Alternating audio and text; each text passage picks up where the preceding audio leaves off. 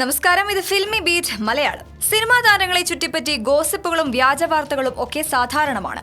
നടി സനൂഷ സന്തോഷ് വാഹനാപകടത്തിൽ മരിച്ചെന്ന വാട്സ്ആപ്പ് ഗ്രൂപ്പുകളിൽ വാർത്ത പ്രചരിച്ചത് കഴിഞ്ഞ ദിവസമാണ്.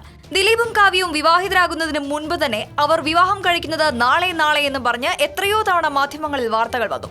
അത്തരത്തിലൊരു വ്യാജ വാർത്തയുടെ ഇരയായിരിക്കുകയാണ് വിനീത് ശ്രീനിവാസന്റെ അനിയൻ ധ്യാൻ ശ്രീനിവാസൻ. ധ്യാൻ ശ്രീനിവാസനും നടി നമിത പ്രമോദും വിവാഹിതരാകുന്നുവെന്നായിരുന്നു കഴിഞ്ഞ ദിവസം പ്രചരിച്ച വാർത്തകൾ.